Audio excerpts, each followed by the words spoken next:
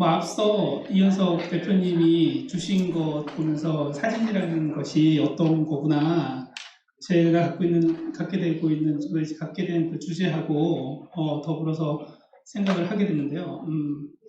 사진기, 저는 스캔이라는 주제를 키워드로 다양한 이야기를 할 생각인데, 사진기라는 생각을 하게 됐어요. 사진기는 예술인가요? 기술인가요?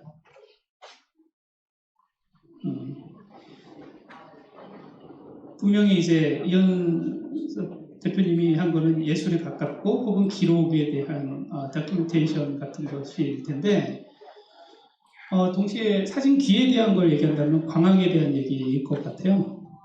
지금 보고 계신 영상은 저희 에이빔 건축연구소 건물을 지나는 해화동 스트리트 길을 스캔한 것입니다.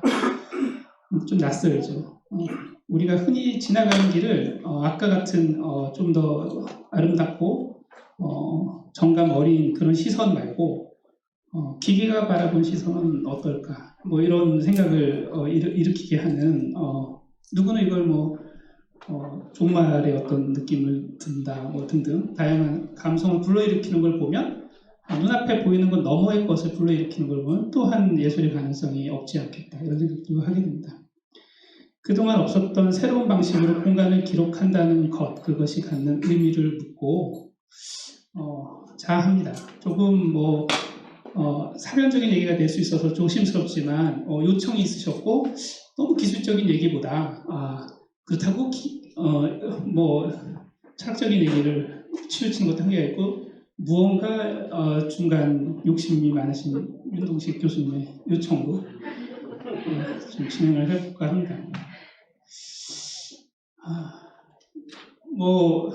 그렇습니다. 제가 바라본 세계가 아니라 스캐너가 바라본 세계에 대한 얘기가 될 것 같습니다. 안녕하세요. 저는 그 에이빔 건축연구소의 김호중입니다.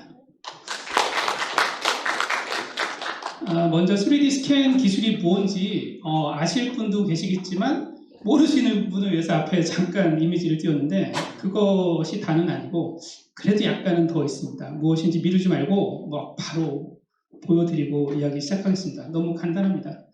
이 앞에 보이는 삼각대 세우고 위에 있는 스캐너 꽂고 이게 돌리면 됩니다. 여기도 여유가 있으면 지잉하고 돌리면 10분이면 이 공간이 완벽하게 긁혀 들어갑니다. 컴퓨터로 집어넣을 수 있어요.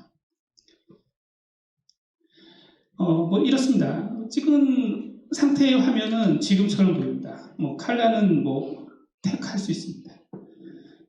보시는 것처럼 점들로 이루어진 좌표들의 모음이에요. 마치 인상파 화가, 색은 없지만 점들로 이렇게 이루어져 있지만 현실과 똑같은 형상을 만들어 보여줘요. 뿐만 아니라 파노라마 뷰처럼 지금처럼 VR 영상을 현장에서 실제로 둘러보는 효과로 버추얼 안에서 돌아볼 수 있는 기능을 제공합니다. 물론 측정된 점들의 모음이기 때문에 보시다시피 어딜 찍어도 디멘저닝이 되는데, 현장에서 어떤 누가 줄자를 들이대도 이보다 정확할 수는 없습니다. 이 프로젝트는 제가 설계하고 10분까지 한 리모델링 프로젝트인데요. 평면이 조금 틀어져 있어요. 대충 보시면 형상 아실 거예요.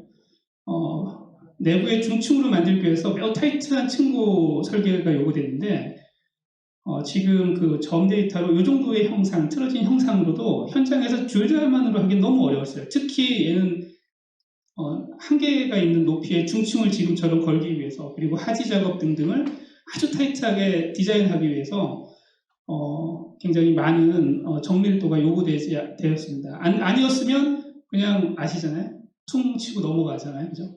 여기 약간 5cm, 50cm, 에이 그냥 덮어, 이럴 수 있을 텐데 그렇지 않고 미리 단위로 계획할 수 있습니다.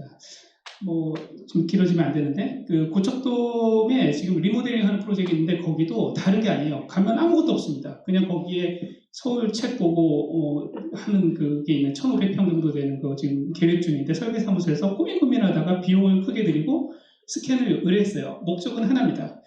천정고가 너무 낮으니까 1,500평인데 그냥 한 3m도 안 돼. 그러니 답답하니까 오픈 천장으로 해서 그 사이사이의 공간을 다 찾아 먹으려고 스캔을 한 거죠. 실내 디자인 학회 맞죠? 그래서 꼭 필요하실 것 같다 생각이 듭니다. 지금 또 하나만 더 보여드릴게요. 이거는 아주 큰 거죠.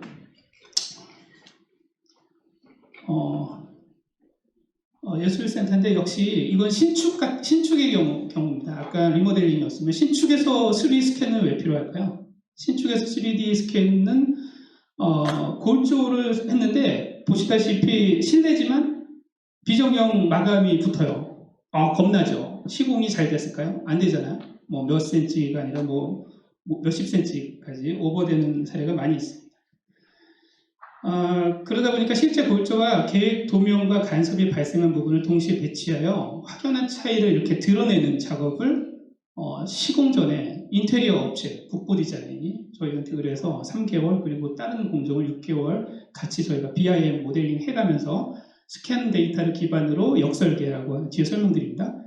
그렇게 해서 현장에서 스프레이 마크도 하고 이를 할석할 건지 마감으로 디자인 변경을 할 건지를 의논하게 되었습니다.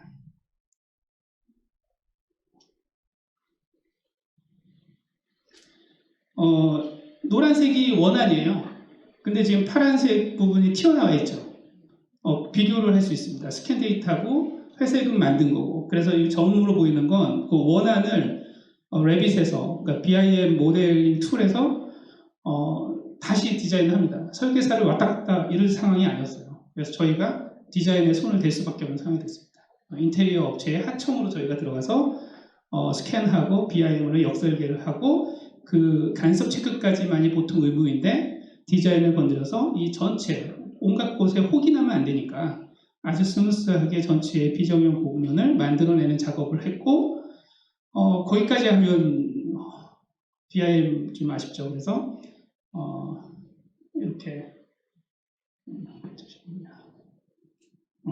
이렇게 뒤에 보면 나오게 될 텐데 하지 작업들을 도면을 다 쳐서 서브스트럭처 부분에 이런 곡면은 3차원으로 되어 있기 때문에 미리 다 시공 계획도를 만들어서 현장 제작 설치할 수 있었습니다.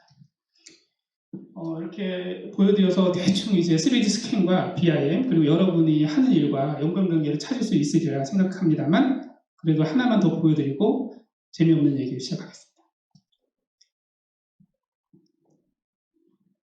이건 이제 근대 문화재예요. 나바의 성당이라고. 대체로 저희가 했던 것 중에 설명드리기 좋은 걸로 하다 보니까 좀 반복되는 자료 화면이긴 한데 빔 안에서 포인트 원 클릭, 투 클릭하면 이렇게 어디든 투시도가 보여지죠. 근데 이건 스틸 고정된 투시도가 아니라 돌아다닐 수 있죠. 보시면 아까 익숙하셨겠지만 노란색으로 만들어진 거는 역설계한, 그러니까 만들어진 포인트 기반으로 만들어진 거고 이것은 애초에 레퍼런스가 되어 있는 기존에 있는 도면이 참조되어 한 모델링 안에 3차원에 배치되어 있는 모습입니다. 노란색은 모델링이에요. 보시다시피 점점 되어 있는 것들은 대체로 꾸불꾸불합니다. 그리고 천정은 닫혀 있었는데 기계를 살짝 올려서 몇 군데, 3-4군데만 올려도 이 어두운 거랑 상관없이 스캐닝은 되거든요. 그래서 저 깊은 곳까지 정확한 치수를 체득할 수 있습니다. 삐뚤하다 그랬죠? 얼마나 삐뚤한지 보시면 여기 보시면 이제 노란 거는 이미지너리 라인, 그죠? 우리가 모델링 할 때 자를 긋지 않습니까? 그렇고 이제 요거는 점을 트레이싱해서 만든 것, 그것과의 편차를 놓고 우리는 나무 부재가 곧지 않다는 걸 알지만 이미지너리 라인에 의해서 얼만큼의 편차를 갖고 있고 그게 얼만큼의 위험을 갖고 있을지 구조 계산 데이터를 넘겨서 해석을 하는 그런 데이터입니다. 아주 옛날된 레퍼런스와 겹쳐놓은 거 굉장히 삐뚤하죠. 하지만 우리는 수직 편차 등을 이렇게 직선 등을 그려서 보여줄 수 있습니다.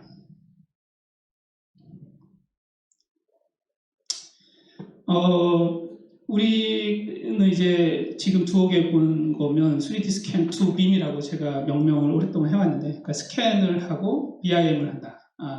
역설계라고도 합니다. 이 기술 전반을 보신 겁니다. 이게 지금 연동은 안 되었고 조금 시간이 걸리는 점 양해 부탁드립니다. 스캐닝에 관한 기술적인 이야기는 조금 더 보충할 거예요. 지금부터는 가급적 요청이 있으셔서 인사이트를 전할 수 있는 시간을 가져볼까 합니다.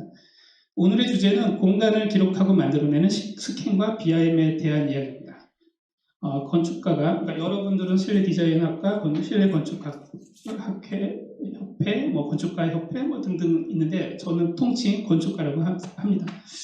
모르겠습니다. 그래서 일단 여기서 이런 주제들이 떨어졌을 때 스캐닝, BIM이 나와 뭔 관계야? 이런 의문을 던질 필요가 있겠습니다. 그래서 우리 건축가의 삶에 혹은 우리 인간의 삶에 어떤 변화가 있을지 한번 고민해보는 시간을 가질 수 있지 않을까 싶습니다. 우선 제목을 좀 거창하게 달았어요. 요구에 의해서. 키워드를 하나씩 잠깐 보면 미래를 그리는 공간 기록 좀 이상하지 않아요? 기록은 옛날 것을 기록하는 거잖아요. 없어질 것 같은 거, 현재 거, 그죠? 그런 거 기록하는 건데 제가 제목을 미래를 그리는 공간 기록 뒤에 설명할 텐데 그렇습니다. 공간 우리가 다루는 거죠. 3차원, 세계죠. 우리가 익히 우리를 둘러싸고 있는 공간. 그런데 3D는 이 매체예요, 매체. 3D 매체, 3D 모델링 뭐 이런 걸 얘기하려고 하는 건데 3D라고 하는 거는 2D를 대별하죠. 그래서 2D의 시대를 이후에 3D를 얘기하는 거죠. 2D에 대한 이야기를 좀 더 할 거고 2D란 무엇인가 뭐 이런 얘기예요. 스캐닝은 그리고 빨간색으로 리얼과 가상. 스캐닝이 리얼과 가상을 오가나? 뭐 이런 얘기도 해보겠습니다. 우선 기록에 대한 얘기를 하겠습니다.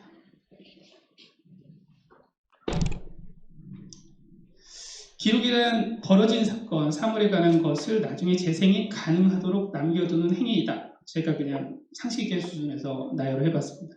맞는 것 같죠? 전통적인 기록의 방식을 나열해보자면 아까 보여주신 뭐 사진도 있을 거고 청각자료 이런 걸 기록하는 말이나 음악 같은 걸 기록하는 문자나 악보 등이 있고 녹음기, 뭐 필름, 테이프, 디스크, 종이 뭐 이런 것들이 있을 것 같습니다. 장면 등 시각 정보를 기록하는 스케치나 사진, 영상 등도 있겠습니다. 그런데 우리가 일상에서 겪는 이 모든 순간, 매 순간, 지금 이 순간을 하나도 빠짐없이 완벽하게 총체적으로 다 기록할 수 있을까요? 사실 매 순간은 소리, 장면, 냄새, 촉각 등 동시에 존재하는 감각의 종합이죠. 그 종합적 사태는 총체적으로 기록될 수 없습니다. 없죠. 왜냐하면 종합적 사태 그대로를 기록할 수 있는 매체, 수단이 우리 인류에게는 아직 없었기 때문이라고 생각합니다. 그럼에도 인간은 매 순간 의미를 부여잡기 위해서 애써왔습니다. 그런데 전체를 부여잡을 수단이 없었던 우리가 선택했던 것은 사실 굉장히 선제적인 방법이었는데 이 얘기가 주제인데요.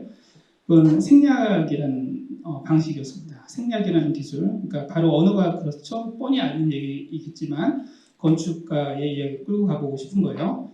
우리가 꽃이 앞에 있습니다. 꽃이라는 사물 자체를 온전히 담을 수는 없어요. 하지만 브릴리언트하게 인간이 고안해낸 것은 꽃이라는 이름, 언어를 부여함으로써 소통 가능한 해석된 실체를 얻게 되었습니다. 그런데 그러기에 꽃이라 말하는 순간 대신에 이제 꽃의 향기, 빛깔, 뭐 촉촉함, 뭐 꽃을 감싸고 있는 습기, 분위기, 꽃을 주고받는 사람 간의 어떤 관계, 감정 이런 것들은 다 거세된 채 채집될 뿐입니다. 그 모두를 잡아줄 방법은 없었습니다. 언어로만 세계를 파악할 수 없었고 많은 언어들을 만들어낼 뿐 우리의 노력은 거기에 국한되었던 것 아닌가 싶습니다. 저기 빨간색으로 써있는 객체 이 방식으로 우리가 사태를 파악하고 있다는 얘기인데 뒤에 한 번 더 나오니까 눈여겨서 기억해 두시기 바랍니다. 아무튼 문자가 그랬고 악보, 그림, 사진, 영상 모두 그랬습니다. 우리가 다루는 건축 도시는 어떠한가요? 건축가도 훌륭한 언어를 갖고 있었는데 바로 그 도면이 그렇습니다. 저희가 소통하는 언어는 도면이죠.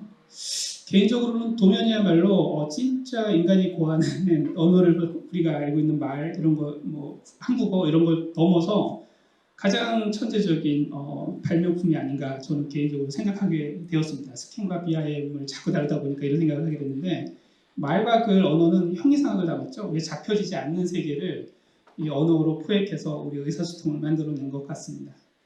문학, 철학, 수학, 과학이 그랬었습니다.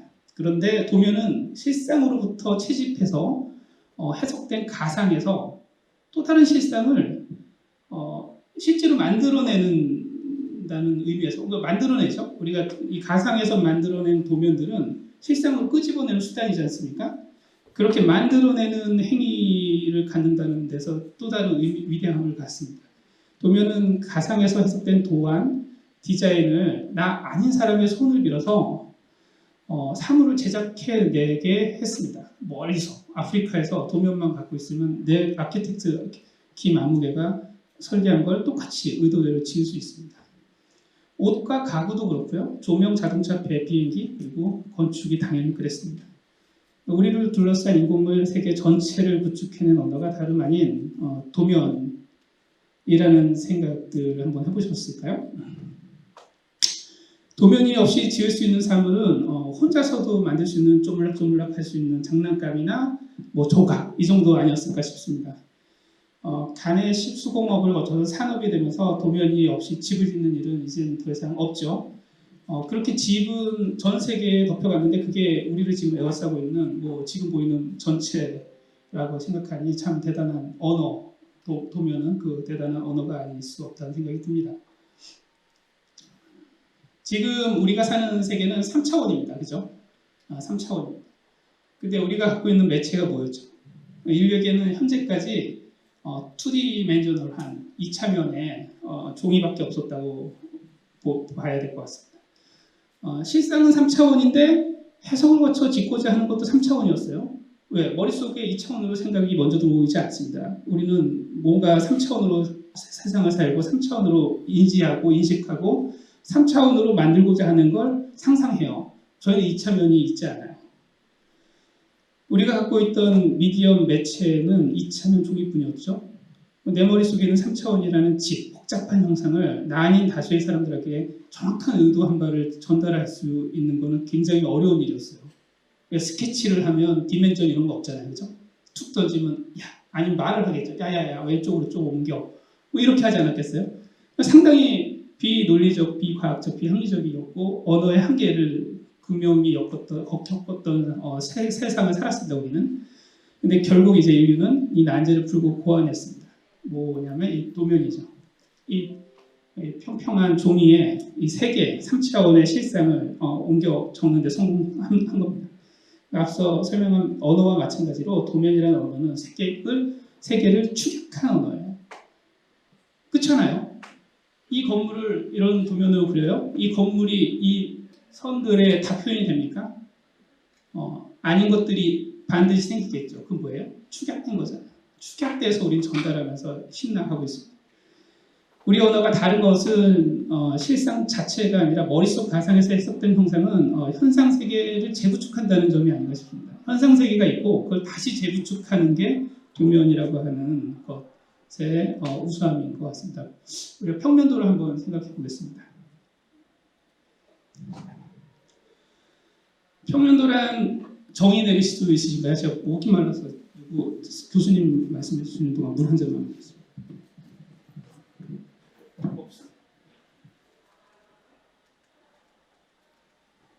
평면도가 뭐예요? 평면도가 이제 교과서나 이제 네이버 이런 데 정의가 내려질 거 아닙니까?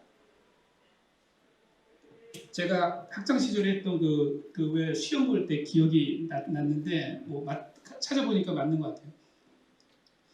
우리가 특정한 레벨이죠. 층이라고 하는 그 층에 몇 층 평면도 했을 때 그 층으로부터 약 1에서 1.2m, 저는 1.2m라고 배웠던 기억이 있는데 인치 때문이었는지 모르겠어요. 왜 1.2m였는지. 네, 1.2m였는데 네이버 찾아보니까 1m더라고요. 1m를 띄워서 칼로 쫙 자른 거예요. 그리고 위에서 수평투명 면적으로 내려다본 거죠. 이 자른다는 행위에 주목하려고 했는데 이거 굉장히 잔인하지 않나요? 폭력적으로 이 모든 3차원의 현상 자체를 툭 잘라갖고 그걸 그려놓고 이걸 전달하면서 아싸 하고 이렇게 똑같이 만들어내고 그렇게 만들어진 세계가 우리가 지금 이 공간을 포함해서 전체 아닐까 싶습니다.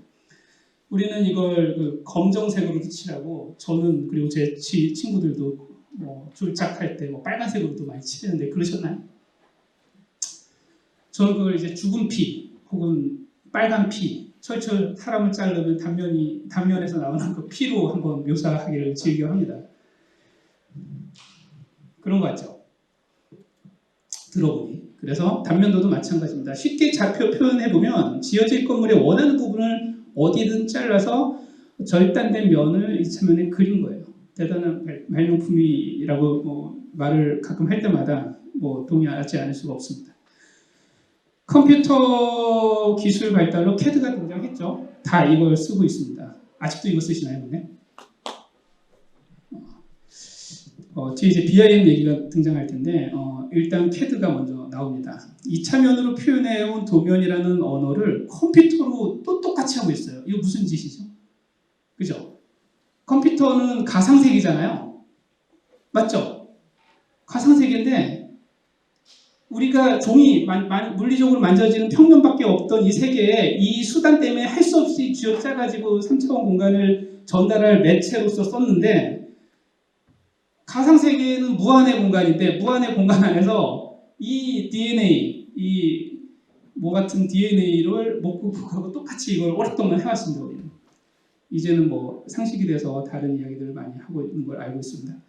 아무튼 저는 앞서 우리가 세계를 인식하는 방식, 이러한 도면이라는 2차면에 생략된 방식으로 온전히 표현할 수 없다라는 사실을 주목합니다. 그래서 왜일까요? 세상과 닮지 않아서라고 생각합니다. 현상세계 자체를 잘라서 생략하는 건 폭력이죠. 좀 더 구체적으로 우리가 실상에서 세계를 인식하는 방법과 달랐기 때문에 생기는 많은 오류를 우리는 지금 살아가고 있다고 생각해 보자는 거죠. 그럼 우리가 실상에서 세계를 인식하는 방식은 뭘 얘기하는 걸까요? 뭐가 있을까요? 여기서 아까 언급드린 객체가 다시 등장합니다. 우리는 어떻게 세상을 인식한다고 했죠? 항상 부여잡을 수 있는 대상이 앞에 있어야 돼요. 대상이 없으면 파악할 수 없다는 걸 이제 상식으로 알고 있습니다. 세계로부터 무언가를 구분해내야 됩니다. 제가 지금 뭘 만지고 있죠? 마이크를 만지고 있다라고 다 약속이 돼야 언어예요. 내가 하얀색을 만지고 있어. 이러면 대화가 안 되는 거잖아요. 그죠? 내가 지금 뭘 들고 있냐? 포인터를 들고 있다. 내가 지금 스크리닝을 하고 있다. 이런 언어의 약속, 대상화가 그럼 뭐예요? 포인터에는 어떤 정보를 넣을 수 있어요? 포인터에는 레이저가 나가고 빛이 나간다. 이 사회가 그렇게 판단하잖아요. 그죠? 이 스크린에는 이 빛이 어떤 주사율로 이렇게 해서 투사가 된다. 이런 어떤 정보와 어떤 관계를 맺는 기초가 된다는 얘기예요. 우리는 사물을 어떻게 인식하냐면, 이 세계를 어떻게 인식하냐면, 죄송합니다. 상식적인 얘기가 지루하시더라도 조금만 견뎌주시면 좋은데, 이 세상은 대상을 선정함으로써 시작합니다. 꽃이라는 이름을 부여함으로써 시작합니다. 그래서 객체로 구분된 세계에서만 구분함으로써만 세계를 파악할 수 있다는 거예요. 축약된 언어와 매칭된 대상이 일단 연결이 돼야 되는 거예요. 내가 사과다라고 하면 사과가 여기 있어요. 근데 그 사과는 사과가 아닌 거예요, 사실은. 사과에 많은 의미가 빠져나가면 사과가 아니죠. 99.99가 빠져나갈 수 있습니다. 우린 그냥 사과라고 하는 것만 얻을 뿐이에요. 우리가 이런 방식으로 세계를 인식하고 있다는 사실을 드디어 알게 됐습니다. 라고 저는 생각하고 있습니다. 그래서 드디어 그 방식을 충실히 따라서 아까는 왜 그걸 인식 못했다라고 생각하냐면 CAD는 3차원 공간인데 그저 무한의 가상 공간인데 여전히 2D를 트레이싱했던 건 우리가 인식 못했던 거예요. 근데 지금은 그러냐 이거죠. 지금 이거 BIM을 상징하는 그림을 갖고 온 건데요. 이 세계를 우리 인간이 생각한 그대로를 축약 없이 가상으로 끌고 와서 우리가 의사소통할 수 있는 매체로서 삼을 수 있다면 그 방법은 뭐냐면 이 세계가 생겨먹은 걸 인식해야 되는데 그 인식이 이 세계는 우리가 객체를 대상화함으로써 만들어내는 그 세계의 집합이구나. 그럼으로써 우리는 이런 그 객체들의 모음을 얻어내게 됐다고 이해할 수 있겠습니다. 바로 우리가 실상에서 사물을 파악하는 방식과 꼭 닮았다고 보면 됩니다. 비밀한 세계의 정보가 담긴 객체의 모음이다. 이렇게 정의하셔도 돼요. 제가 정의를 제 마음대로 많이 만드는데요. 여러분들은 빌딩 인포메이션 모델링 이렇게 아시잖아요. 이해를 잘 하시면 빔이 되게 쉽게 다가옵니다. 객체 기반 모델링으로 불리기도 합니다. 객체를 만들고 그 객체에 정보를 담아서 가상의 건물의 모델링을 한다는 뜻입니다. 드디어 우리는 생략의 방식이 아닌 이렇게 딱 잘라서 추격하는 기술이 아닌 사물을 인식하는 방식 그대로 객체를 가상에 만들고 그 개개의 객체의 정보를 입력하는 수준에 왔습니다. 그대로 가상세계에 구현할 수 있게 됐다고 이해하시면 될 것 같습니다. 객체 기반의 정보 모델링을 모델링이라는 개념을 이해하기 위해서 우리가 지나온 것들 뭐였죠? 아까 얘기했던 CAD. 우리가 이 세계를 만드는 툴이죠. 신이 툴을 갖고 있는 거예요. 이 세계를 만들었어요. 우리는 지금 이 공간을 이 CAD로 만든 세상이라고 표현할 수 있겠습니다. 한번 비교해 볼까요? CAD에서 3D 모델링 돼요. 당연히 스케치업도 됩니다. 라이노에서도 되죠. 거기에서 2D든 3D든 형상을 만들어내는 명령어가 뭐예요? 공이 이거 아닌가 싶은데 뭔가요?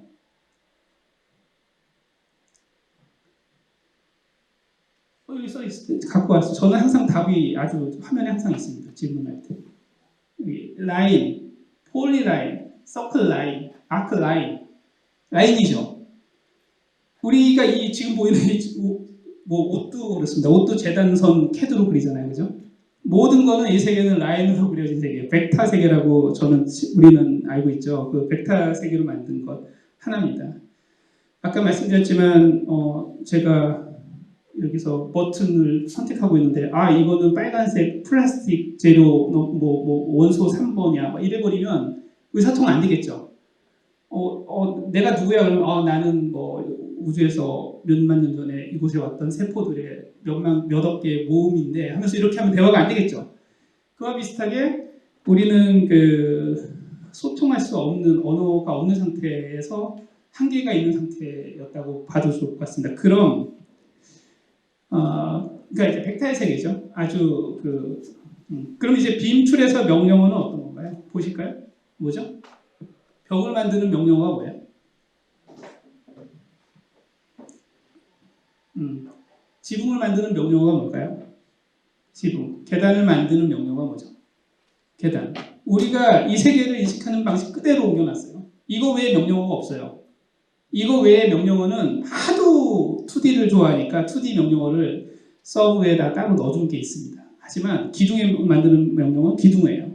H형광을 만드는 명령어는 H형광. 기둥에서 H형광을 골라서 넣으면 돼요. 기술이 더 좋아지면 이렇게 만들어진 객체들에다가 정보들을 더 입력할 수 있겠죠. 지금은 어떤 정보가 있겠어요? 이건 참, 지금 이게 우리가 레빗 안에 들어왔다고 쳐요. 빔 모델링 안에 들어왔다고 쳐요. 이거 딱 치면 어떤 회사에 우드 패널이야. 알만한 것일까요? 이건 창호의 문인데 저게 2021년 신상이야. 딱 쳤더니 여기 정보가 딱 뜨는 거예요. 속성 정보라는 거죠. 엔터티가 다 들어갑니다. 그래서 모든 객체가 하나 만들어짐으로써 생기는 어마무시한 변화를 관찰해야 되는데 객체가 잡혀지면 거기에 어마무시한 정보, 즉 우리가 겪는 모든 정보를 넣을 수 있다라고 하는 생각에 이르는 거예요. 그래서 기본적으로는 만들자마자 제가 지금 몇 층에 있죠? 지하 2층에 있잖아요. 그죠? 지하 1층? 여기 강의실 이름이 뭐죠? 우리는 몇 명이죠? 의자는 몇 개죠? 여러분들은 지금 고개를 돌려봐야 되지만 이 신은 알아요. 그리고 우리는 신의 세계 안에서의 신인 거야. 버튼 누르면 그냥 나옵니다. 왜? 여기에 객체 기반의 이 자리를 물리적으로 한 곳에서 차지하고 있기 때문이에요. 그러니까 아바타 기모종을 이 공간 안에 모델링해서 넣었다 그러면 나는 2층에 있다라는 정보가 있을 수가 없어요. 똑같이 B1의 무대 위에 있는 기모종이어야 한다 이 얘기예요. 그래서 그런 어떤 매칭 관계를 형립시키는 데 이르는 다음에 무한의 상상을 다 설명하면 기니 상상력을 믿고 더 진행해 보도록 하겠습니다. 디지털 DNA를 가졌으니까 이 DNA라고 저는 표현하거든요. 이 모든 것들, 이 객체들을 저는 개인적으로 디지털 DNA라고 표현하는데 이거 뭐 패널, 저거 뭐 스피커, 이거 아바타, 바닥 하나씩 이 어느 제품 누가 언제 얼마에 다 물량 나올 수 있는 그 하나하나엔 DNA가 심겨져 있다는 거예요. 그 하나하나가 디지털 DNA로서 우리가 이제 그 강력한 무기를 얻었다면 이 DNA로 우리는 뭘 할 수 있을까? 디지털 세계에 그동안 해왔던 방식의 구축이 아닌 새로운 방식의 구축이 가능하겠다. 우리가 살아가는 데 필요한 우리가 세 가지 의식주가 있는데 이 세계를 둘러싼 눈에 보이는 가장 큰 부분은 역시 건물이겠다 이 얘기입니다. 집 얘기를 간단하게 하면 집은 상당히 지금 이 DNA 우리가 지금 레고 블록 얘기를 하는 거예요. 이 집은 세계를 이루는 세포에 해당되는 집 하나만 봐도 어마무시한 직업군이 여기에 내포 포함되어 있다는 걸 알 수 있습니다. 에어컨 업체가 만드는 거를 브로셔에 찍어가지고 2D죠. 2D 종이에 찍어갖고 우리 제품 써주세요. 이건창호가 이렇게 브로셔 주면서 설계사무소 다녔잖아요.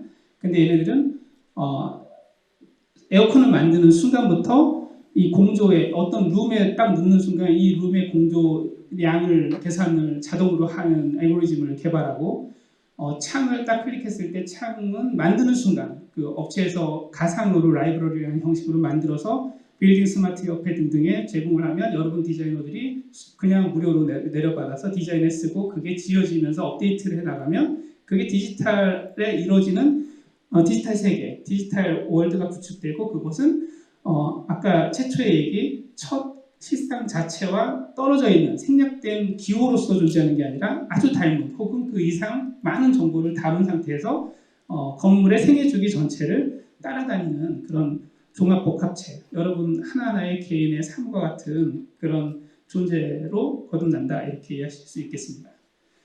각 직업군이 만들어낸 제품들의 조합이 건물인 거예요. 레고 블록 생각하시면 돼요.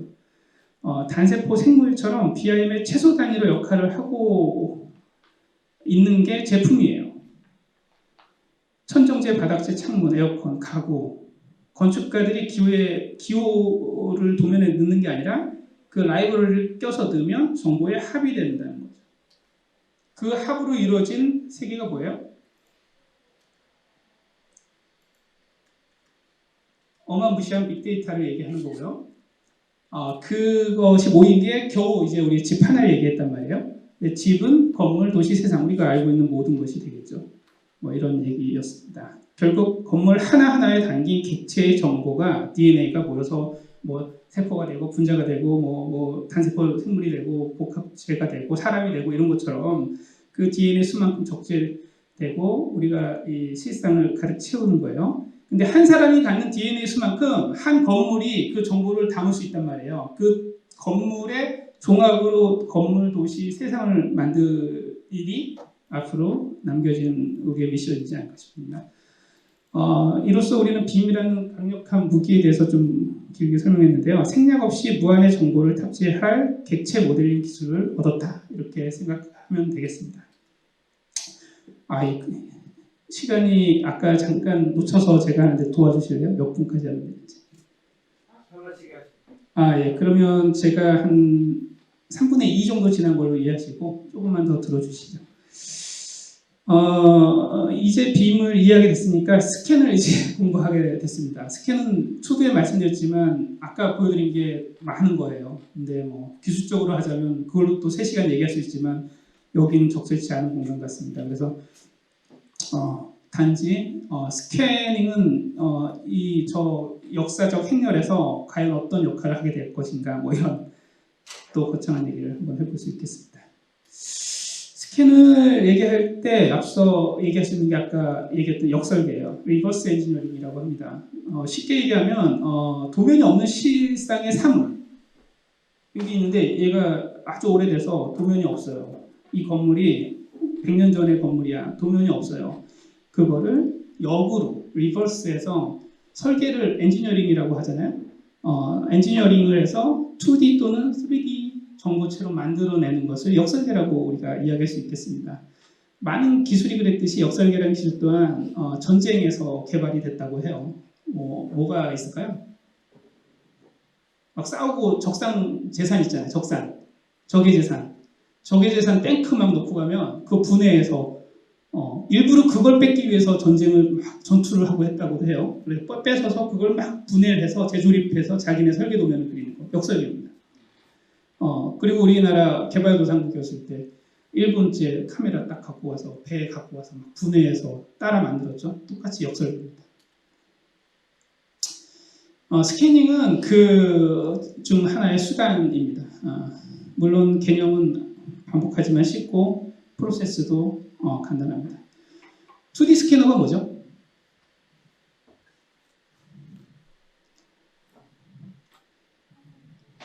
공부가 좀 필요하신 선생님들이죠. 2D 스캐너 잊어버리셨나요? 이렇게 2D 스캐너 이렇게 생겼죠. 2D 스캐너의 정의를 해볼까요? 실상의 2D를 가상의 2D로. 쉽죠? 그럼 2D 프린터는 뭐예요? 답이 다 있습니다. 가상의 2D를, 그쵸, 실상의 2D로. 이제 3D 스캐너는 완전 쉽죠. 3D 스캐너는 뭐예요? 실상의 3D 정보를 가상 컴퓨터 안에 디지털라이즈해서 집어넣는 기술, 3D로. 어렵지 않죠. 근데 왜 3D가 중요해요? 중언부언하지만 3D가 중요한 건 우리가 세상을 3D로 인식하기 때문이라고 했고, 그중 그냥 뭉뚱그려서 다 선으로 하면 안 된다고 했죠. 의자 하나하나 할 건지, 의자의 군으로 할 건지, 키보드를 하나의 객체로 할 건지, 키보드 안에 Q, R, 1, 2, 3 이걸 하나씩 다 객체로 할 건지를 선택하는 권한이 우리한테 있는 거예요.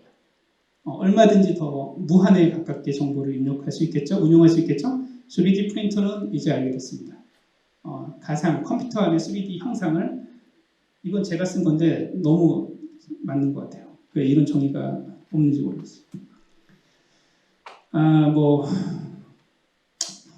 이러이러한 역사적 얘기는 넘어가겠습니다. 그래도 스캔이 어떻게 생겼는지 작동하는지 아주 짧게 제가 쉽다고 했으니까 설명을 하고 넘어가겠습니다. 기계가 이렇게 생겼어요. 근데 기계의 뭉치가 가운데 이런 미러경이 있어요. 양쪽에 뭉치가 있는데 한쪽에 강력한 레이저가 옵니다. 이게 지금 뭐예요? 지금 뭐 하죠, 제가?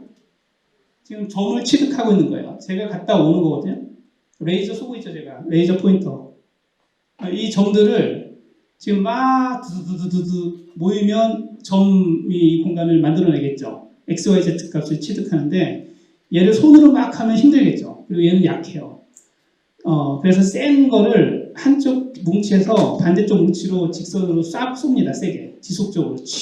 아주 세면 레이저 무기처럼 뚫을 수도 있죠. 광학기술로 이렇게 레이저를 쏩니다. 그 다음에 어떻게 해요? 여기 잘 안 나오나? 이게 이 각도가 45도로 정확하게 미러가 설치되어 있어요. 그럼 빛은 굴절되죠. 이렇게 쏘면 정확하게 90도로 나갈 거죠. 그럼 총 쏘듯이 나는 왼쪽에서 오른쪽 기기뭉치로 쏘지만 45도 반사경에 의해서 90도로 나갑니다. 그래서 정확하게 내 앞에 점을 쏩니다. 그럼 한 점을 취득한 거예요. 그 다음에 어떻게 해요? 거울이 막 돌면 되겠죠. 돌면 어떻게 해요? 이렇게 돌면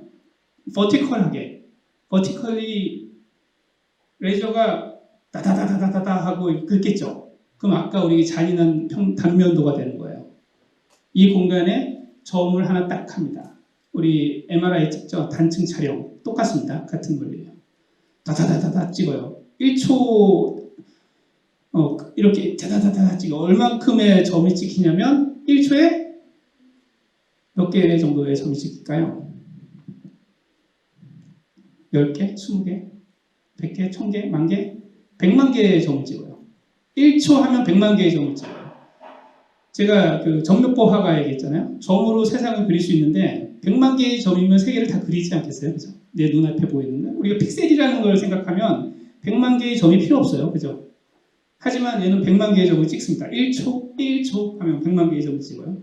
버티컬하게 딱 찍었어요. 그 다음에 어떻게 해야 이 세계를 돌죠? 단층만 필요한 게 아니잖아요. 허리전털하게 돌아요. 그죠? 이렇게 도는 거죠. 이렇게 돕니다. 그러면 버티컬하게 360도, 허리전털하게 360도 돌겠죠. 그럼 세계가 100만 개의 폰트씩 찍으니까 1초에 10분 돌면 몇 개죠? 100만 개 곱하기 60초 곱하기 10분이면 어마무시하죠. 이 정도 설명하고 넘어가겠습니다. 스캐너는 빛이 필요 없어요. 레이저로 작동해서 어둡고 위험한 지하경도, 동굴의 층점 좀 빨리 읽으실 수 있으면 다 읽으시면 좋을 것 같습니다. 스피드 스캐닝 데이터를 활용해서 프로젝션 매핑도 하고 문화재 기록도 하고 뭐 저는 최근에 부산에서도 그렇고 여러 군데의 어떤 전 국회의원 집이라고 집이 무너지기 전에 그러니까 새로 짓기 전에 일단 기록해놔야겠다. 어디다 써먹을지 모르겠지만 아깝다. 그 추억이 너무 좋다. 그래서 그렇게 아까 영정 사진할 때 이현석 대표님의 말이 와닿는데 그 기록을 많이 의뢰받고 있습니다.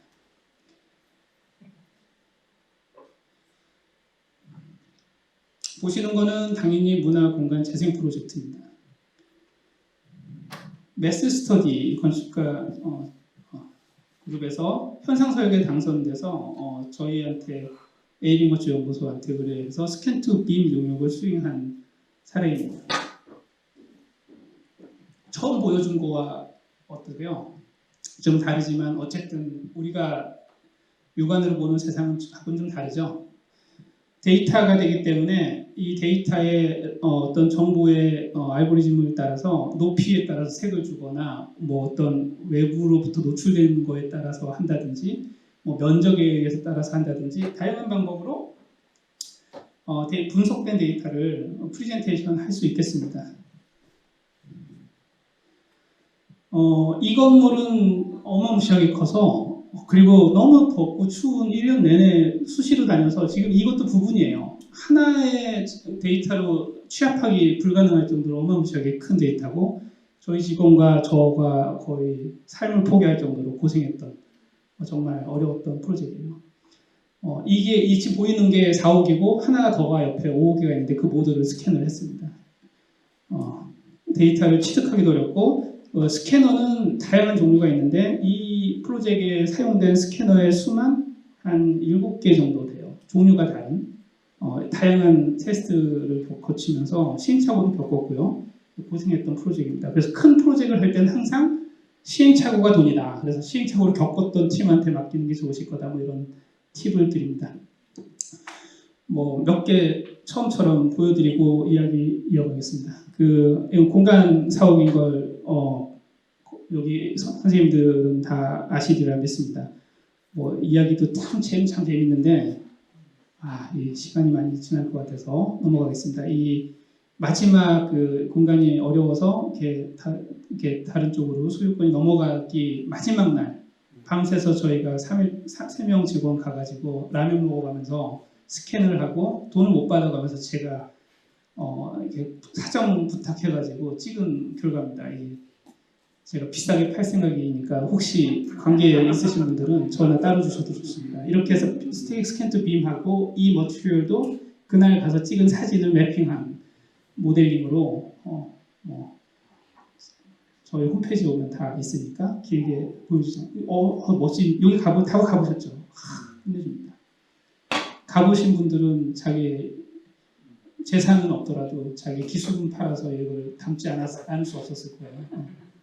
근데 이걸 유튜브에 올렸더니 아니지 페이스북 제 작별하게 올렸더니 한 건축가가 아르코에 관계하면서 뭐 하다가 아르코 극장님한테 아니 그 김수근 선생님이 아르코 극장 복잡한데 도면이 아카이브가 안 되냐 해서 바로 일을 연결하게 됐습니다. 그래서 다 보여드리기엔 너무 많은데 이건 아르코 극장이에요. 아르코 극장 김수근 선생님이 어마무시하게 큰 대학로 저희 사무실 앞인데 여기도 몇 개월 동안 제가 수시로 직접 가가지고 저 부분 다 스캔하고 이건 렌더링 서비스로 해드리려고 용역은 아니지만 저희가 만든 걸 애써 저희 포트폴리오도 하고 이렇게 발표회도 쓰려고 그리고 너무 소중한 우리 선배님의 작업이니까 이걸 기록을 어떻게 하면 아티스틱하게 잘 보존해서 프리젠테이션 할까 하고 틈날 때 그러니까 사무실에 일이 없을 때 조금씩 손을 대고 있습니다. 그래서 뭐 이건 긴 거라 다 보여드릴 수 없고요. 저희 작업하는 걸 캡처했습니다. 이것도 이것도 백사마을이에요. 마지막 달동네라고 합니다. 사라질 기록, 아까 이제 이현석 대표님하고 같죠. 다른 방식의 기록입니다. VR 촬영도 같이 했어요. 드론 촬영도 하고 책으로도 기록을 남기고 사진으로도 사진가도 붙어서 기록을 하고 여기 많은 기록화 팀이 붙어서 작업한 거에 일부 특히 이제 스캔 투 빔에 대해서 저희가 맡아서 진행한 사례입니다.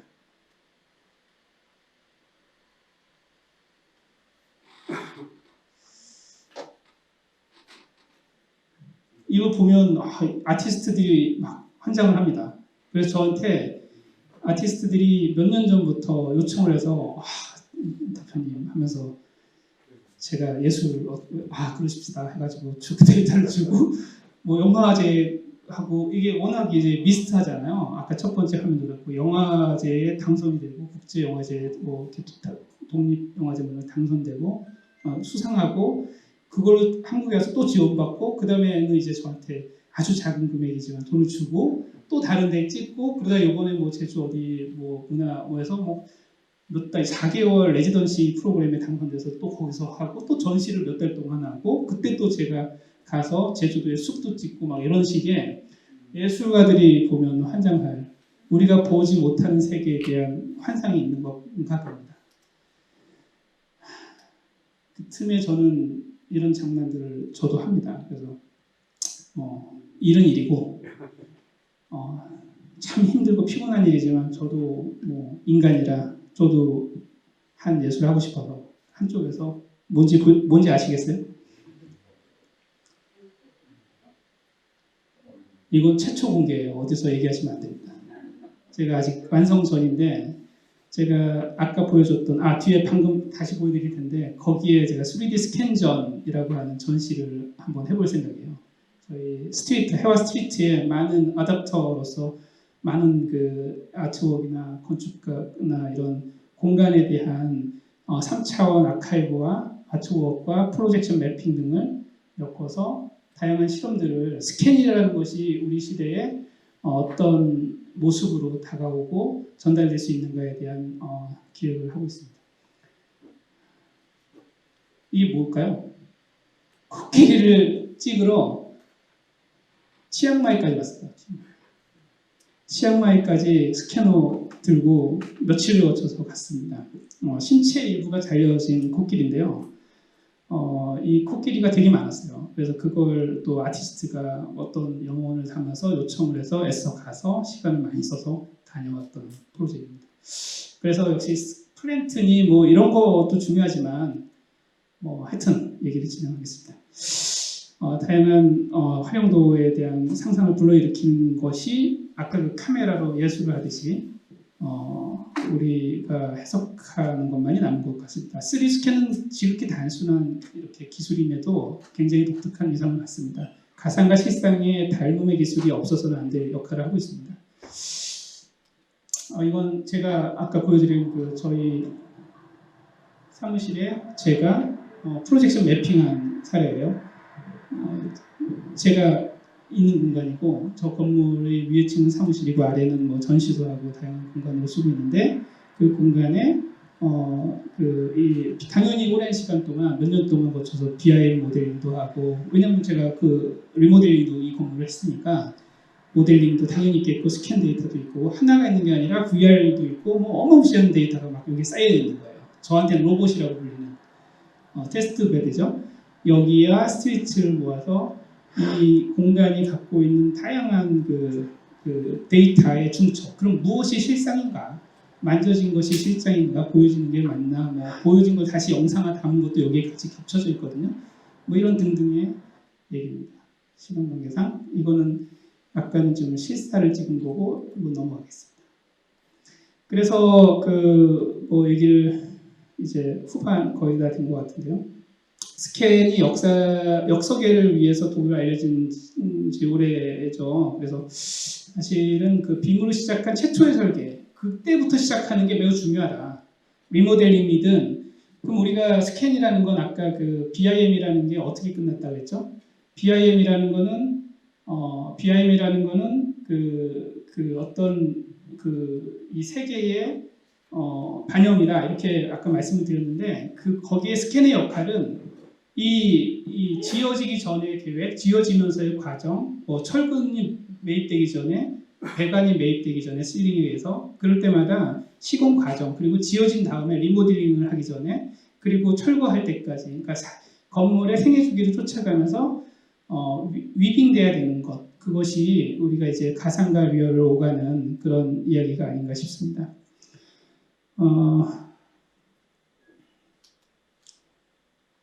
이렇게 이게 싱크로나이즈죠. 계속 끝없이 이 프로세스가 이게 세계가 생겨먹은 모양이 이런 것 같기도 해요. 그래서 이 리얼이라고 하는 가상에 대한 얘기였습니다. 일단 정리하겠습니다. 언어 이걸 지금 두 개 같이 들어보면서 했는데 실상 정리하려고 합니다. 언어 이전의 세계에 실상이 있었고요.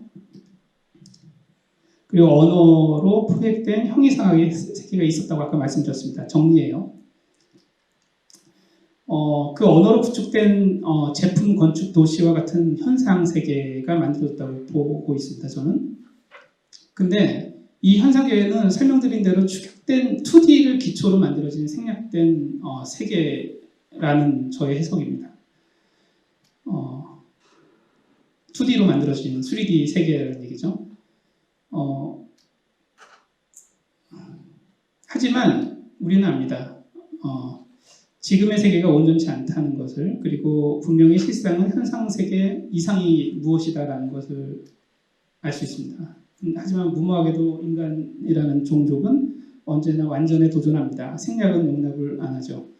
생략 없는 정보의 통합을 컴퓨팅과의 과학의 발달에 의해서 지금같이 어떤 개념의 실상을 담는 통찰에 의해서 구현해 나가고 있다는 관찰입니다.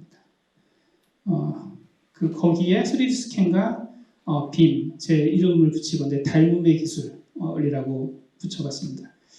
빔과 스캔 정보를 오가며 위빙되는 것, 그러니까 바느질, 뜨개질 하듯이 왼쪽과 오른쪽, 위와 아래, 그리고 날실과 실실 그런 것처럼 가상과 현실이 끝없이 반복되면서 업데이트되어 가고 있는 그런 세계로 향하고 있는 것 아닌가가 저의 관찰입니다.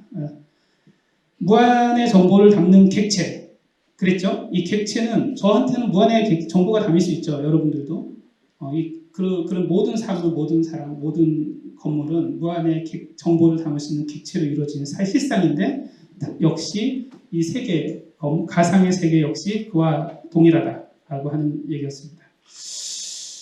좀 헷갈렸죠? 좀 헷갈렸습니다.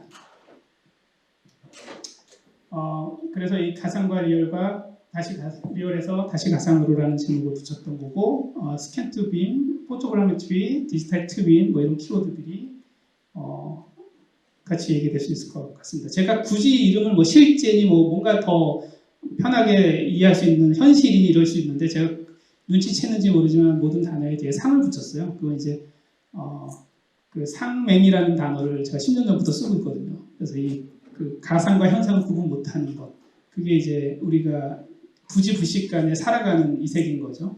근데 이제 그걸 구분하고 만드는 자가 건축가이고 그걸 통솔하고 운영해야 되는 책임이 우리 건축가에게 있지 않을까 생각해 봅니다.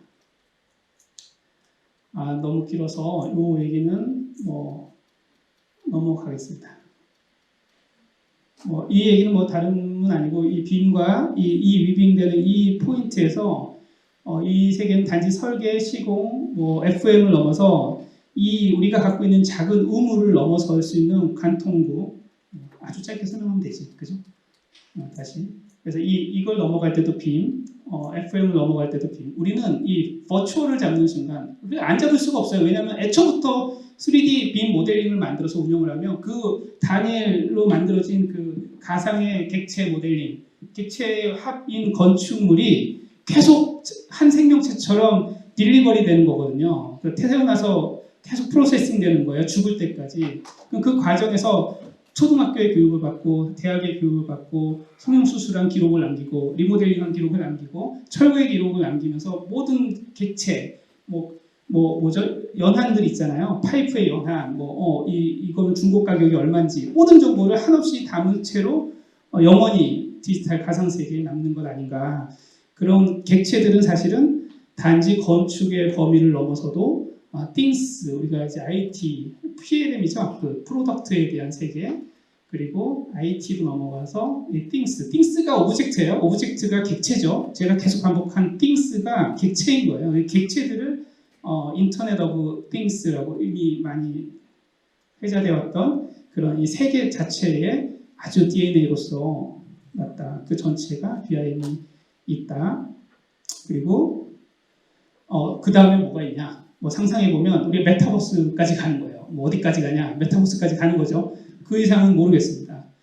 우리 메타버스 뭔지 아시죠? 완벽한 지금 이게 굉장히 큰 산업인 거 아실 것 같아요. 한번 관심 있으시면 키워드 한번 검색하시면 단지 그냥 하는 미래 얘기가 아니라 AI처럼 아주 확 와닿은, 그래서 이 실상과 가상을 구분 못하고 살아가는 이 세계의 비즈니스 모델이 엄청 많이 대두되고 있는 세계를 우리가 살고 있다 이 얘기입니다. 그래서 드디어 이제 우리가 왜 과거를 기록하는, 과거에 관한 이야기인 기록을, 그것도 3D 공간이라고 하는 것을 3D 스캔과 BIM이라는 것을 갖고 하는 그 기록이 왜 미래에 관한 것인가에 대한 이야기 였습니다. 감사합니다. 끝났습니다. 감사합니다.